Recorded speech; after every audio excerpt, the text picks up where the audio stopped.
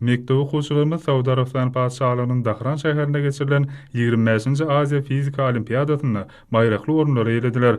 Halkara fizika bäsleşiginiň jemi boýunça Mary welaýatynyň Wekil Wadyr etrabynyň 5-nji orta mektebiniň 10-njy sınıf okuwçysy Mehriban Kakhamradow gümüş medala, Aşgabat şäherindäki ýürütüleşdirilen umum bilim berýän mektep internatynyň 11-nji sınıf okuwçysy Nuriýew Jumadurdy we Takarçay etrabynyň Şatyk şäherindäki Takyk we tebi gurlary ýürütüleşdirilen 43-nji orta mektebiniň 11-nji sınıf okuwçysy Döwlet Anna Muradov höwetlendiriji bayragy munasip bolmagy başardylar.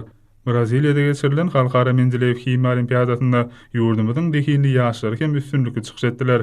Himya bäsleşiginiň jemi boýunça Aşgabat şäherindäki ýürütüleşdirilen umum bilim berýän mektep internatynyň 10-njy sınıf okuwçysy Jumaýew Rüstem gümüş medala munasip boldy. Şol mektebiň 10-njy sınıf okuwçysy Döwlet Diýar, 10-njy sınıf okuwçylary Atajan we Aýgul we Akmuradow jeren bürünç medallary gazanmagy başardylar.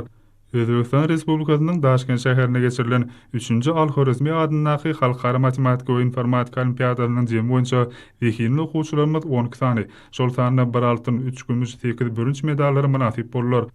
Mektep okuwçylarynyň bu awraýly halkara bäsleşiklerine baýrakly orunlara eýe bolmaklary, hormatly prezidentimiziň ýaş nesil baradaky ýigdirli aladararynyň hem tarap bilen bilimli, intellektual we ruh taýdan ösen watan söýji ýaşlar terbiyelep ýetirmek meselelerini berýän hemýeçilik ünsüniň halkara parahatçylyk we anaşmak ýylyna gazanylan nowatdaky netijelerdir.